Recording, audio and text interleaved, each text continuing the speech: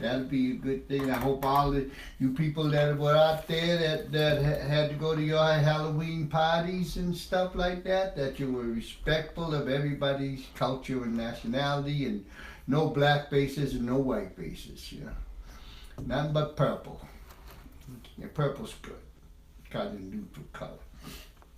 Anyway, yeah, we did, but everything wasn't all hunky dory for Halloween. We had a domestic. I don't know if you call that a domestic terrorist attack or you just call that a terrorist attack. It's a terror attack because he claimed ISIS, and ISIS is not domestic. So okay, so this is a terror attack. Yeah, and I'm surprised.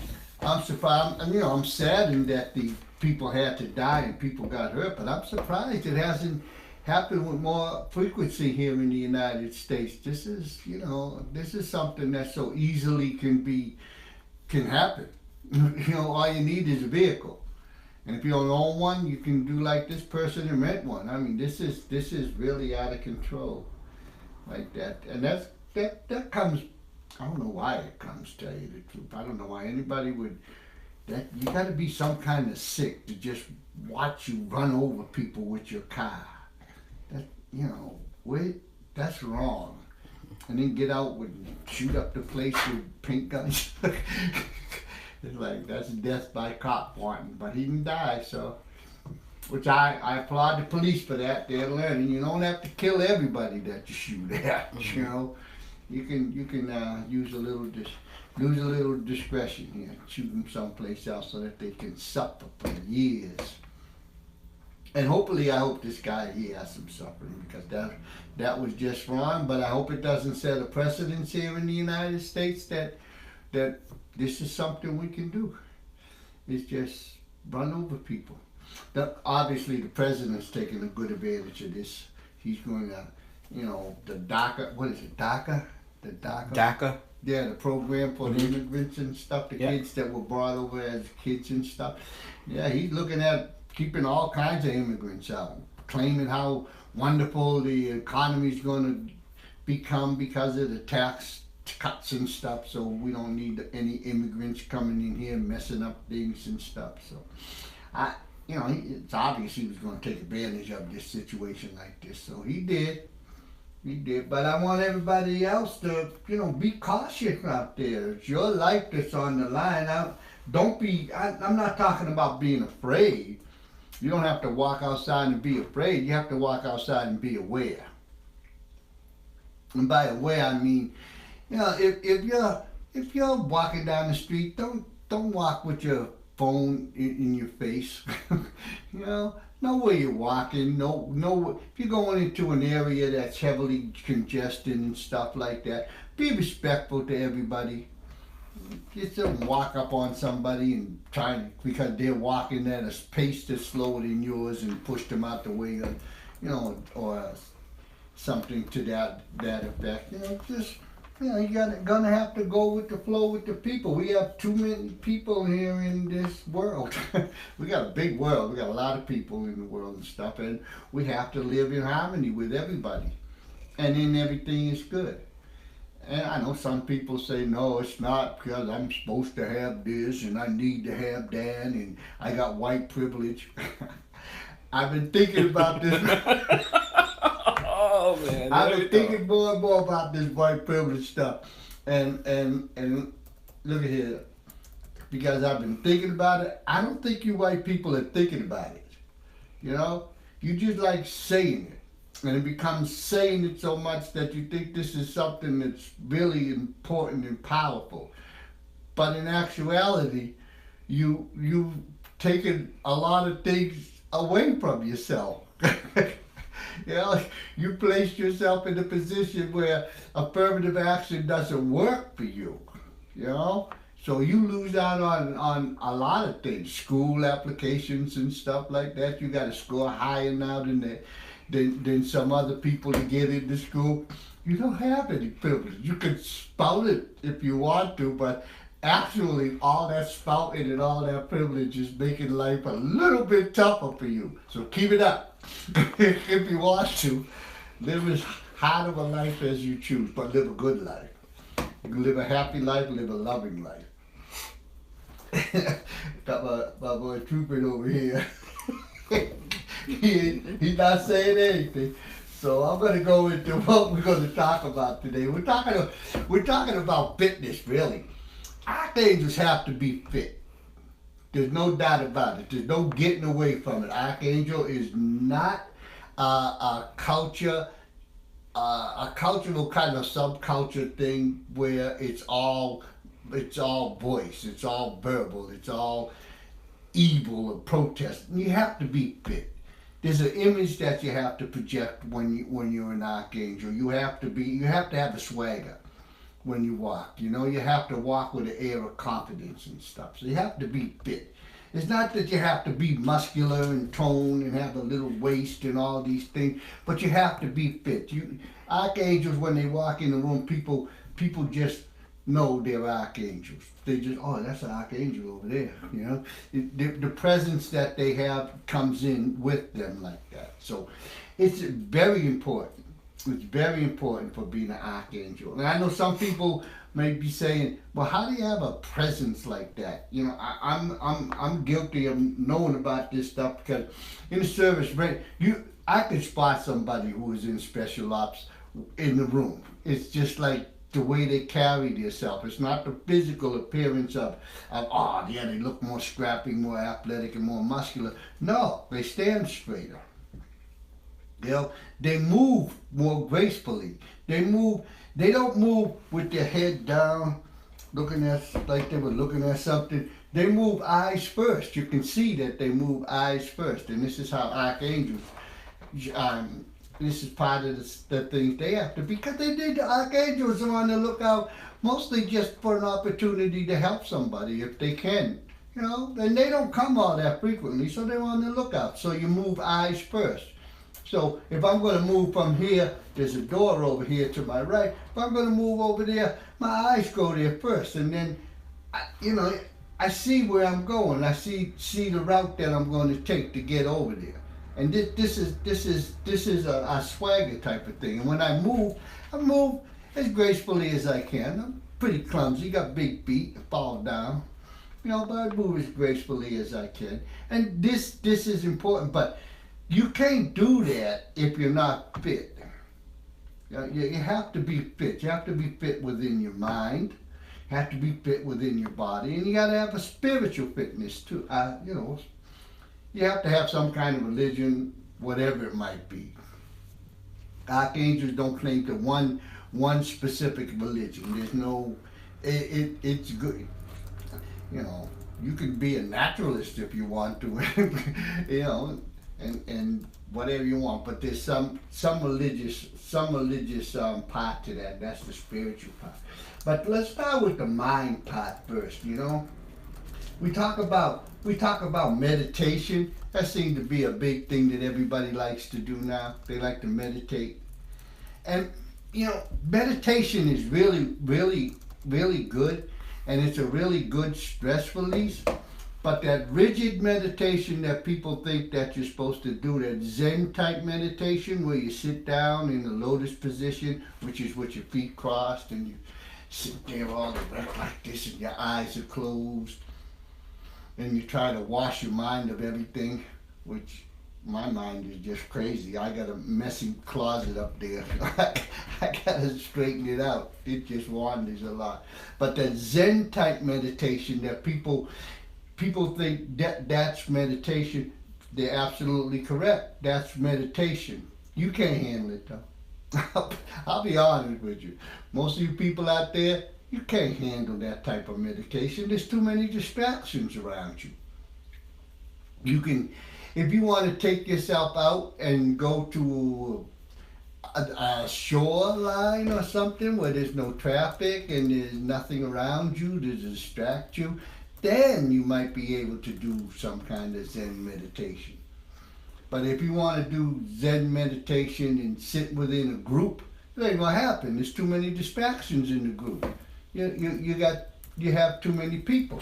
So one of the things I think that's really good, it's a stress release. That's what you're trying to do with meditations, is relieve stress. Then make the meditation just that. It doesn't have to be sitting down there and doing kumbaya songs and stuff like that. You could take a walk, in a department store and just relax if that's something that relaxes you so that you're not thinking about that thing that's overpowering you. That's stress. That's meditation. You can go sit in your room. You got all these chores to do and all this work to do, and I don't know where to start. It's just all piling up. Leave it. Go in another room in the house and just sit down by yourself and just relax. Don't think about what you just left. That's the trick. Don't bring that with you. So even if you're going to a department store, don't bring all that stress that you went, to take a break and go to your favorite department store and just relax a little bit and look at the price of things, or whatever you want to do. Don't bring that stressful element with you. And that's what you do. That's what, Westerners do that if they're trying to do Zen meditation. They're going to sit down there and they're thinking, yeah, this is going to be stress release. I won't be thinking about work. Oh, yeah, I really did want to think about work while I'm doing all this Zen sitting down here hurting my legs. But, yeah, that work is really piling up. And all you're doing is thinking about work now because that's what you want to do. So just take yourself away from there and go to a place that makes you feel comfortable and think about that. And that's more helpful for meditation than these other things. And this yoga, that's not yoga, folks. That's I don't know what that is, but it's not it's not yoga. I'll be honest with you. I know some of you people like it, and that's great. If you like it, then it's good. It's a good form of stretching and exercise and stuff. It's not yoga. Just because you put on them pants don't mean that you doing yoga. You're doing something. I don't know what you're doing, but it's not yoga. Heating the room to 150 degrees and something, please. I don't know why, but if it makes you feel good again, do that. If it relieves the stress and everything, so that you're better able to have a approach to life that's more open and more relaxing, then do that. But don't call it yoga. Call it whatever you call it yoga. Okay. But for what goes along with the mind and the meditation too is, and this is powerful because it transitions into the body, is stretching. People don't stretch. They forgot all about stretching. I don't know why. It's one of the easiest things that you do. Even if you got a dog or a cat, you watch them stretch. They stretch as soon as they get up off that floor. They stretch. That's what they do. People for some reason, they've gotten away from stretching. And stretching is one of the easiest things that you can do. You don't need equipment. You don't need anything. All you got to do is just extend your body.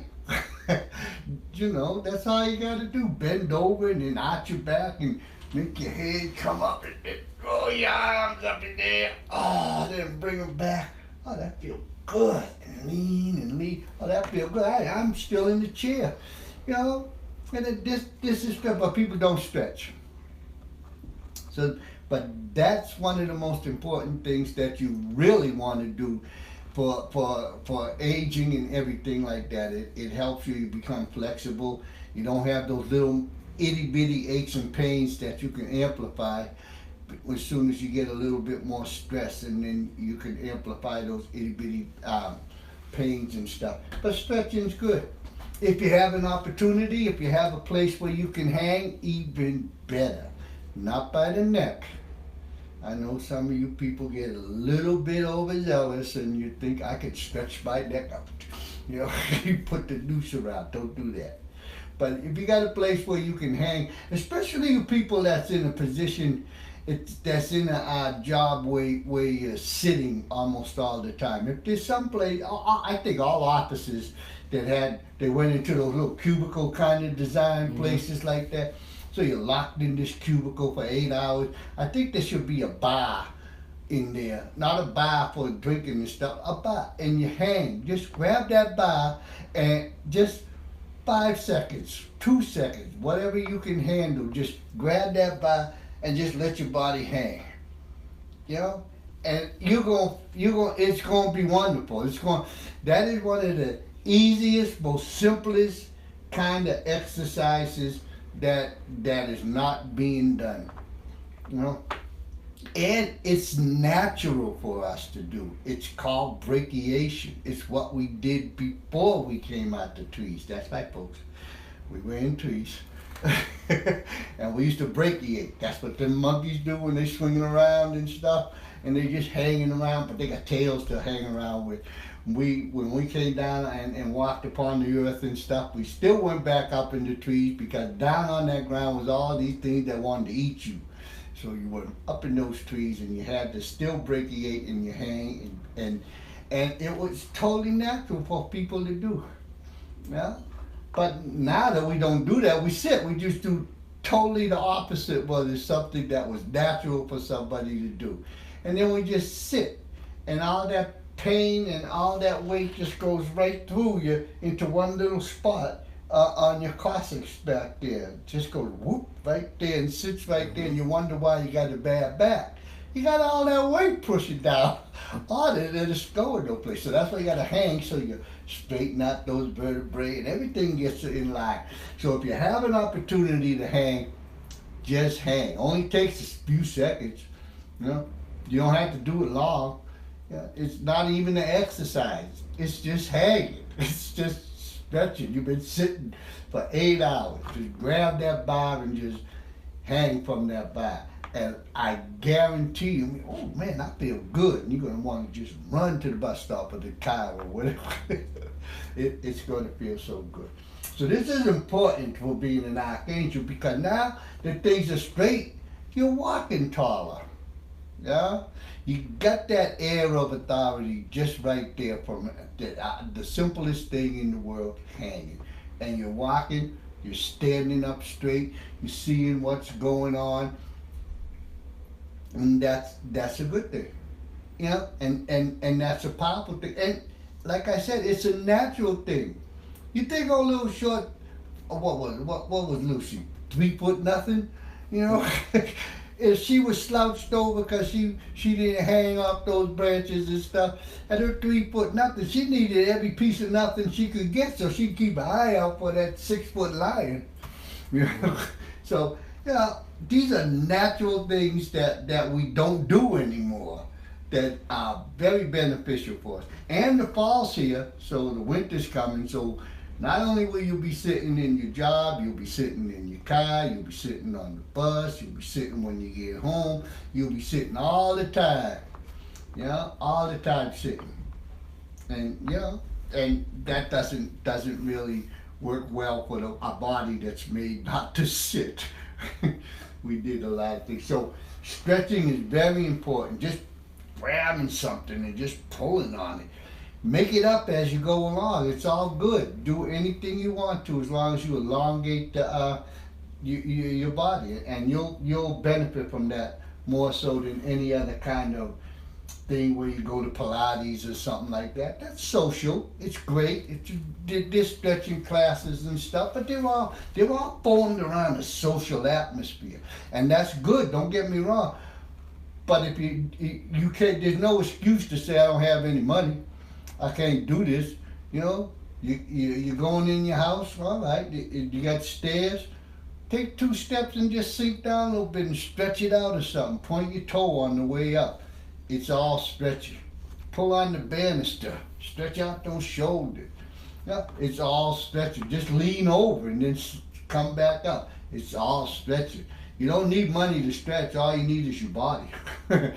You know? And you don't even need time. You can do it anytime, anywhere, at any moment of the day that you want to. And it's probably the most important thing that you can do. And you're going to get fancy if you want to and make your own little routine and stuff, and that's a good thing too. So now we're going to talk about the other important part, the inside the body, right? the heart and lungs. Yeah, everybody I say heart and lungs inside, the first thing they're thinking is running and jogging and walking and doing all this. That's the second best exercise for that. The first best exercise for running, for heart and lungs, is swimming. So, but it's expensive. You got to go to the water. You got to have a place to do it. You got to have a pool to do it in. You got to go to the beach or something. But it's the best exercise for exercising your heart and lungs. And the reason is, you want to know what the reason is? I'm going to tell you what the reason is right now. That big melon-shaped thing that's on your neck, you can't go in the water with it because you can't breathe. While you're swimming in the water, all the time you're swimming, every muscle in your body is trying to keep that head out the water. You know, that's why, and every muscle in your body is calling for oxygen. They want that oxygen so they can be strong enough to keep that head out the water. That's why swimming is the most powerful exercise for heart and lungs, because you're using your whole body just to keep that big giant, I got a big melon head, to keep that big old giant melon head from sucking in all that water. It takes a whole lot of work, and then you're going to have to move. Not only that, you got to move in a synchronized fashion. Even if you're doing the doggy paddle, still synchronized paddle. So now you got to move those muscles at the same time. All those muscles are trying to keep that big head up. So, and you just walk in air. Not because of the exertion of the swimming, because all the muscles now are calling for oxygen. So you're gonna, I need more oxygen for swimming. So that's the best exercise for heart and lungs. That will increase your heart, lung, and stamina much better than all those other things. And it's easy on the body. Swimming doesn't break up your knees. You know, swimming's not going to do, you can drown. If you fail, you're dead. But you're not going to have knee problems, joint problems, and you're going to taper down because you're burning up all kinds of calories and all kinds of fats because you're using the whole body. Running, you're just using the legs. You can run with your arms straight down at your side or in your pocket and never move them at all. You don't need them. You know, you're just using your legs. There's no real. Most people don't even have a synchronized gait. They just kind of lope around like me. I run like a Clydesdale because I'm too heavy, you know. So I run like a big old horse. And I just as happy as I can be when I'm doing it. But you know, that's it. So heart and lung, the best one is swimming. After that, walking, running, then walking, and then biking. Biking will be the last, so we'll come back to that. So after swimming, which is the best one for heart and lungs, comes running. Not sprinting, you know, not going out there and then go anaerobic right off the top. Bang! That ain't gonna work.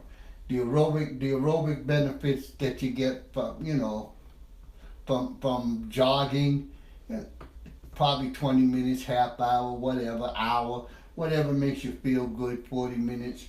You know, that's good. Walking, less burning of the calories because the resistance that you have to the earth isn't as great walking as it is running. You know, you put more resistance in digging off that earth to get more propulsion forward. So that's why you burn more calories than walking. You don't need that much resistance for walking. So you're still burning calories, you're still using the same muscle grouping in a different fashion though, but you're still using the same muscles. And you always, on walking compared to running, you always have one foot on the ground.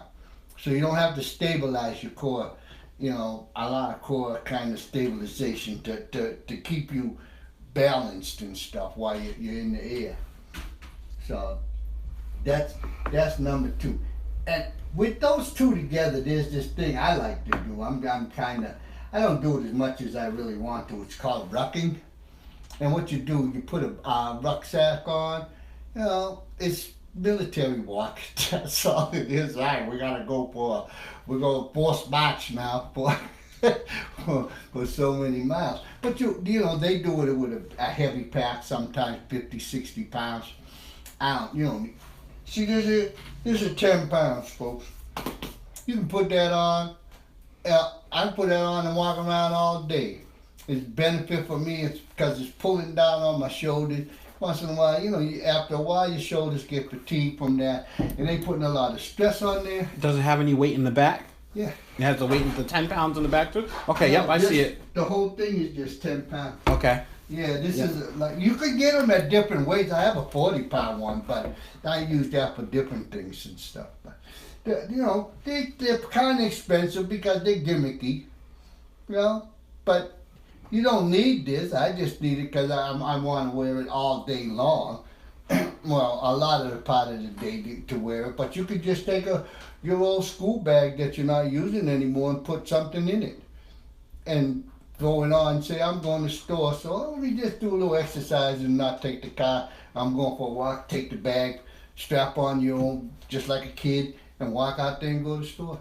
And then you can put the stuff in the bag on the way back too.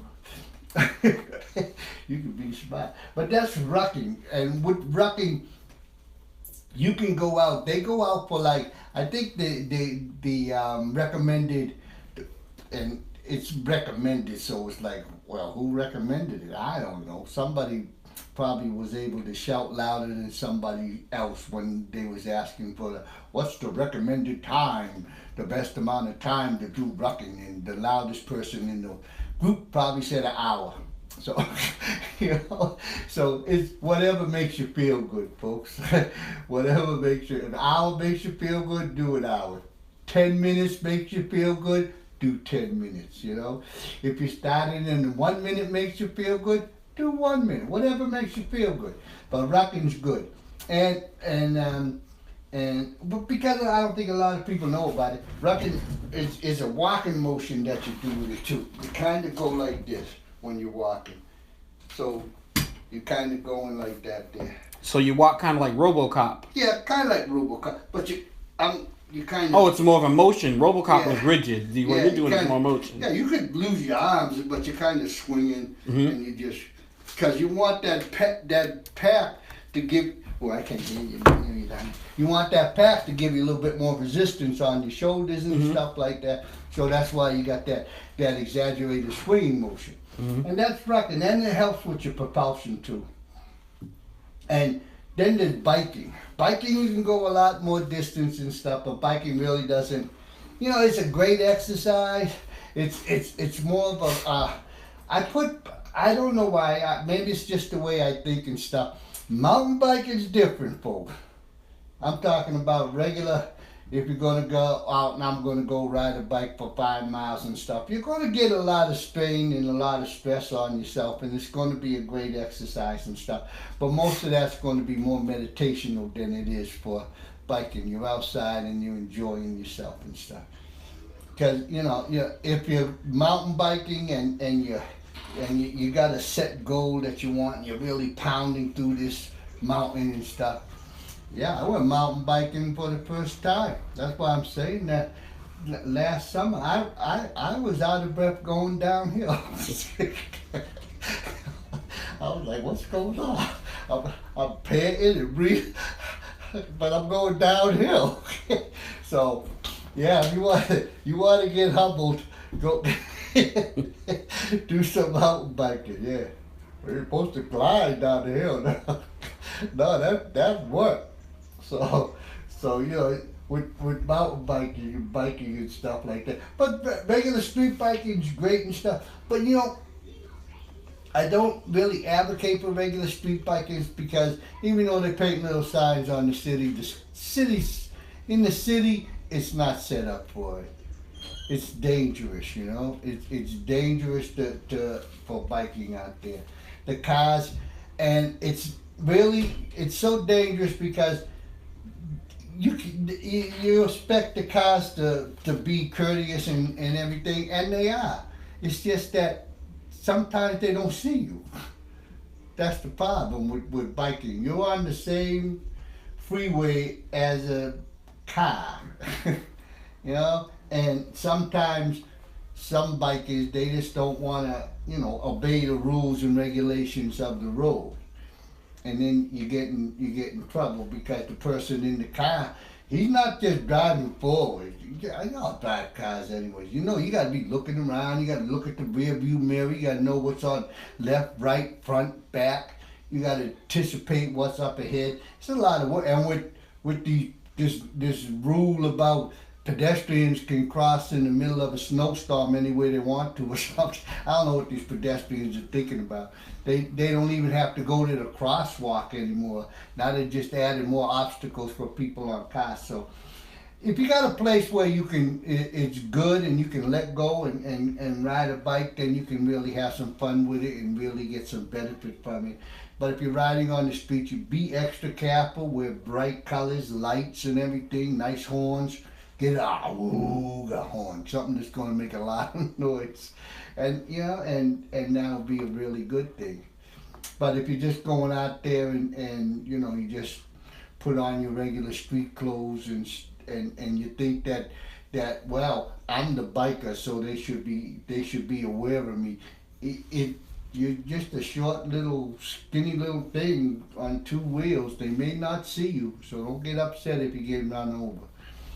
It might hurt, but it is good. But it doesn't burn as much calories and give you as much resistance as walking, running, and those two, and biking and rocking does not match up to swimming. So if you really want to benefit the body and stuff, and you say I want to get in the best shape of my life and stuff, invest in swimming. That's I don't even swim.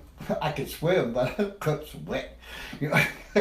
Yeah, it's a little bit of. It takes a little bit of minute to go put on a bathing suit and everything. You might feel self-conscious putting on a bathing suit and going swimming in your local YMCA or something like that. But if you really want to benefit from the health and you're able to do this, do that, and it's much better.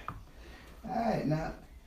Before I get into the body part, because the body takes in almost everything we talked about, and we add resistance to it. I want to talk a little bit about the spiritual part. Then I'm going to go to a little quick break. Now, Archangel is spiritual anyways, and not spiritual in the religious thing of quoting from the Bible and looking at people and calling them a heathen. Sorry, folks, I'm a heathen. Archangels are heathens. That's what they're known for.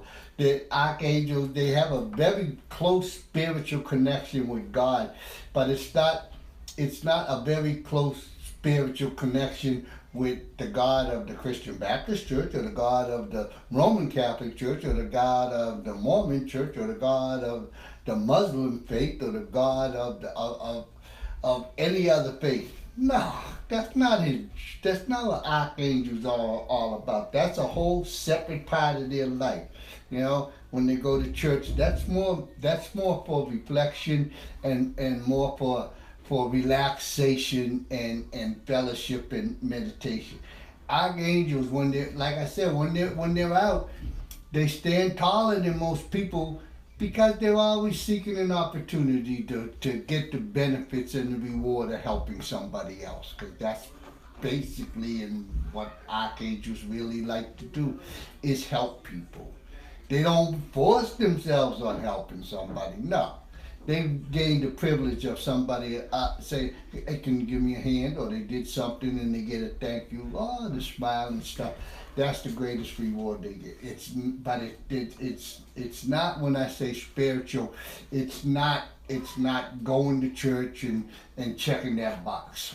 Now when you go to church and you want to check that box, that's for relaxation and fellowship with God, your God, whatever church you choose for it, and your fellow people who are in your tribe or whatever else you want to call it. I say tribe because I'm an Indian, so you know, however you want to call the people within your congregation. Is that what it's called? Mm-hmm. Yeah. So, yeah, that's the spiritual. The more spiritual I'm talking about is a connection with nature. You know, a connection with nature from looking at nature as nature truly is. Nature is a oh man, what's that word? I just wanted right there. A reciprocity type of an ecosystem. That's really what nature is. It gives and takes freely from each part of it. You know, like you probably heard the commercials and stuff maybe once in a while. Like, you know, squirrels, one of their major jobs, you see them running all over the place getting acorns and stuff, and they're burying the acorns, but they don't remember where they bury them, so new trees grow up. You know, that's a symbiotic relationship. Bees going into flowers, getting all this pollen. I have no idea why anybody want to go in there and get the pollen, but they bring it to someplace else. And then they have that relation. Even with the fires burn down all kinds and let the sun come through so more trees can grow up from beneath it and more things. And that's the spiritual type of connection that archangels have. That spiritual type of connection, like with people though, it's done with human beings. Everybody's equal. Everybody's the same. There is no Black Lives Matter. There is no White Lives Matter. It doesn't matter. You know, it's everybody's the same. If this person over here needs a hand, give them a hand. Don't. Who cares what they look like? You know, you're just giving that person a hand. Who cares what their gender is? It doesn't. Who cares what their age is? It makes no difference, because the reward is the privilege and and the happiness that you feel from being allowed to by that person to give them a hand. Hell, give them a hug, give them a hi, give them anything you want to. There's that relationship like that, and that relationship spreads out over time. You know, and that's basically what archangels are about. Then they have other things that they do too. There's some more forceful archangels that won't allow somebody to get hurt if they see a gang, you know, getting ready to whoop up on somebody. They right in it. You know, they're more forceful than that. Not all archangels have to go out there and put your life and your limbs in the way for other people. No, that's foolish. Most people aren't equipped to be able to do that. They don't have the makings to do that. But if you do have the makings and you're an archangel and you want to get in there and do that, then you know, you get in there and do that, but you don't want to go in there and kill the other person, the perpetrator and stuff, because you have no animosity against them either. You're just, right at the moment you would have, it's like, what are you doing? You know, that's what they do. And that's a spiritual type of a thing that they're doing. That's a reciprocity within nature on a human level that's taking place. You know? And that's powerful. That's powerful. There ain't nothing more. Anybody will take care of you. I don't care who you are. I don't care how much. Well, maybe there might be a couple of fools out there that might be like have a flat tire and they don't have a jack and stuff, and oh, how am I going to change this tire and stuff like this? And then they're white and a black guy comes around. Oh man, you need a hand? Nope. Okay, that's a fool. You know, it's like, yeah, you got the jack. Let's do this, brother. We can do this. You know, that there are some people like that, and that's okay. But I found, you know, my little story I tell is many years ago, when I was first with my wife, we were just coming back from New Hampshire, and we pulled in. It was late at night, and we pulled into the you know, those little places where they got the gas station, a little convenience store, and a Burger King or something like that was there. So we went in there, we pulled in there, and there's this little lady with her little dog, and she got a flat tire, drunk as she won't be, done peed all over herself and her little dog, and she got this flat tire. She just crying, and people just walking by this lady, not just walking by the lady, but shooting out around so to give more space, you know, from this lady. So I'm going over there, yeah, I'll help you out and stuff like that. I didn't have a jack for her car, she didn't have one. So Then these three guys came by, and I just told them, hey, guys got a jack? Go get a jack. We changed this tire. Yeah. So they went and got a jack. We changed the tire, and I told the girl, the little lady with her little dog, that she can't drive her car till the morning. You know, she has to go inside that car and go to sleep. But she was thankful, and I'm sure she went inside that car and went to sleep. She might have passed out, I don't know, but I'm sure she didn't just say okay and then thank you very much and I'm going to drive the car when you're not looking. I have very much confidence because she not only received love from me and my wife who, at the time, but three other guys she didn't know. She was receiving love all over the place. And here she was in one of her more embarrassing moments in life, I would think, you know. And so that's a spiritual thing. You know? Those are spiritual things. I had another thing with changing the tire once, and that wasn't so much spiritual. I was down in Mission Hill, yeah, on my lunch break from Brigham and Woman. I'm walking down the street, but these two ladies across the street, they're from the Cape. They yell at me just like, I don't know why they knew I was supposed to do that. They just yelled out, pointed at me, get over here and change this tire. Yes, ma'am. I'll be right over. Even the cars don't stop, I jump over. I gotta go. They just knew that's how they did, you know. They just knew that I was supposed to get over there and change that tire because they told me to get over there and change that tire. They didn't ask me to change that tire. I thought I was going to get a beating. I thought I was home. So I was raised with these words. Okay, I got this. I changed that tire. They were funny though. And they said thank you and stuff like that. It wasn't no big thing for me to change the tire. I guess they knew you're supposed to, you're the man, get over here, change the tire. We women can't change this tire. But they didn't want to get dirty. They could have changed that tire too. But that's still spiritual. That's still spiritual. Those are two tire changing episodes in my life. Both different, but both spiritual and both are Archangel type of thing. Because both of them came with a thank you from somebody just because you was civil enough and humane enough and human enough and spiritual enough to just go in there. And I believe that those two women called me over there because that's the way I walk, straight up and look as though I got confidence and I can handle these things. And I'm thinking maybe that's the same reason that those three guys, these were three white guys, you know, they were just willing to help out too, you know, no problem. Because people do that stuff, all this other stuff that we see going around and everything. That's why that's not Archangel stuff, and that's why they can't be Archangels.